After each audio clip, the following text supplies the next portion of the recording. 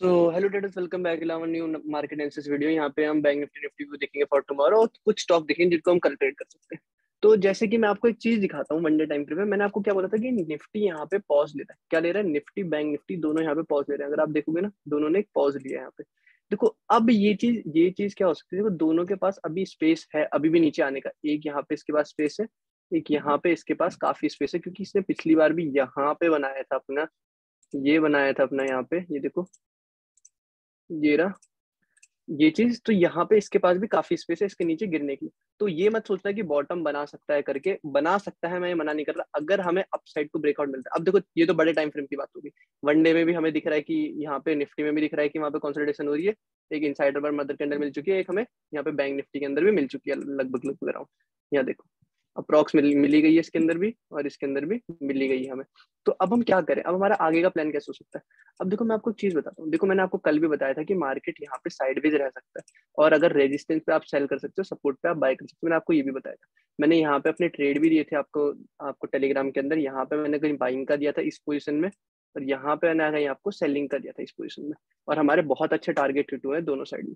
अब देखते हैं यहाँ पे कि अब हम आगे क्या कर सकते हैं। देखो अगर कल गैप डाउन ओपनिंग हुई, क्या होगी? गैप डाउन ओपनिंग होगी निफ्टी के अंदर, बता रहा हूँ पहले मैं। और अगर यहाँ से कोई रिवर्सल पैटर्न आता है तो हम यहाँ पे बाइंग करेंगे। रिवर्सल पैटर्न बनाता है, और अगर इसके नीचे ब्रेकआउट देता है, ठीक है, इसके नीचे ब्रेकआउट देता है, ब्रेकआउट देने दो, पहली कैंडल पे एंटर मत करना। उसके बाद जब रीटेस्ट आएगा ना, तो रीटेस्ट पे एंटर करना और उसके बाद जाना। क्यों?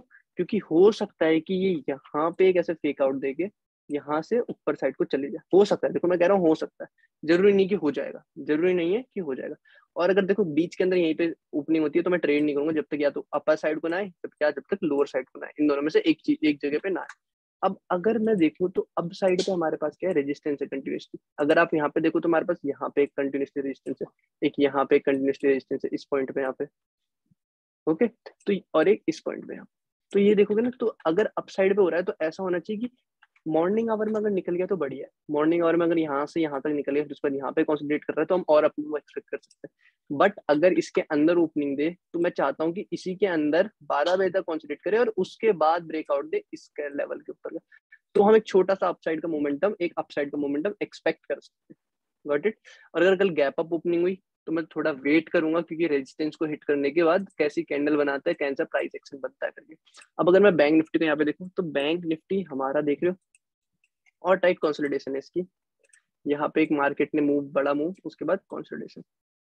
ठीक है, सेम चीज इसके लिए भी गैप डाउन ओपनिंग होगी तो हमारे पास इधर एक सपोर्ट है, यहाँ पे बहुत स्ट्रॉन्ग सपोर्ट है 37,300 का। ये ब्रेक होता है तो हम यहाँ पे सस्टेन कैंडल का वेट करेंगे, या तो उसके नीचे या तो एक रीटेस्ट का वेट करके, एक ग्रीन कैंडल का वेट करके एक छोटी सी एसएल के साथ शॉर्ट कर देंगे इसके नीचे यहाँ तक के लेवल के लिए 31,000। बाकी आप अपना एसएल ट्रेल करके इसको आगे तक के लिए ले जा सकते हो। अगर डाउन साइड, अगर अप साइड को मिलते तो अप साइड में हमारे पास रैपिड रेजिस्टेंस है। अगर यहाँ पे देखो तो एक रेजिस्टेंस यहाँ पे आ गया, क्लियर एंड कट। ओके, एक रेजिस्टेंस ये यहाँ पे यहाँ का आ गया, क्योंकि यहाँ पे पहले सपोर्ट का काम कर रहे थे ऐसे करके।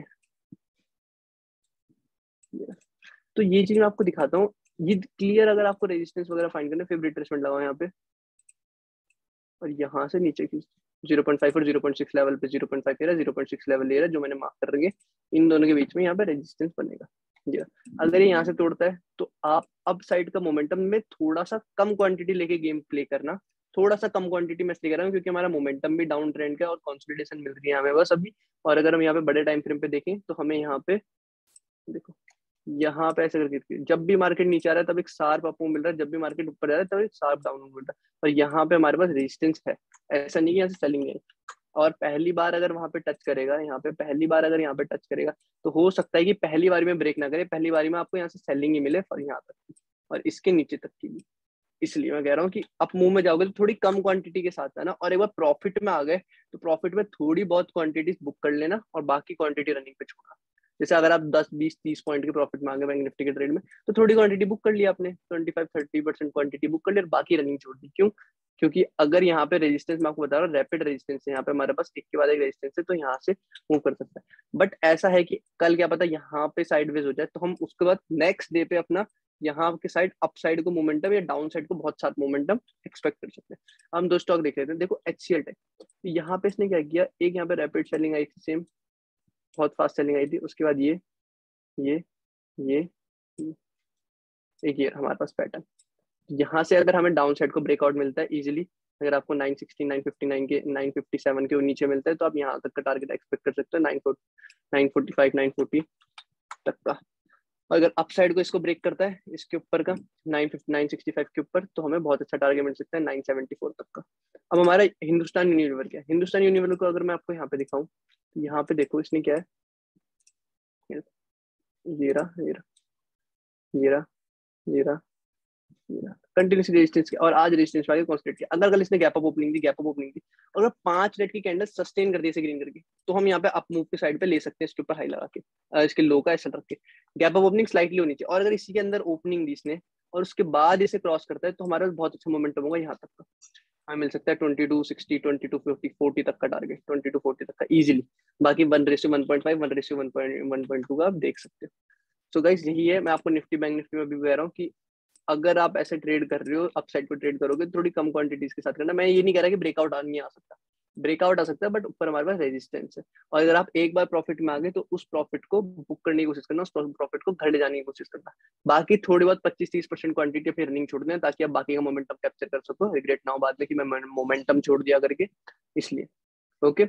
और बैंक निफ्टी में भी सेम है, निफ्टी में भी सेम है। बैंक निफ्टी में भी आप देखोगे तो यहाँ पे हमारा कंसोलिडेट ही करता रहा आज पूरे दिन भर। ये रहा, मैंने अपनी लाइव ट्रेडिंग वीडियो डाल रखी है, अगर आपने नहीं देखा तो आप लाइव ट्रेडिंग को देख सकते हो। मैंने कैसे करके अपनी 5 की कैपिटल से 2 के किए अराउंड। और अगर आप हमारे टेलीग्राम ग्रुप से नहीं जुड़े हो तो टेलीग्राम ग्रुप से जुड़ जाओ। आज हमने कॉल दी थी अराउंड यहाँ पे आप साइड की इसके अराउंड यहाँ पे 400 की कॉल दी थी, 480 तक है। You can check our Telegram link in bio. So guys, thank you for joining. If you have any doubt, you can ask your doubt in comment section. I will try to clear it. Okay guys, bye bye. Thanks for joining.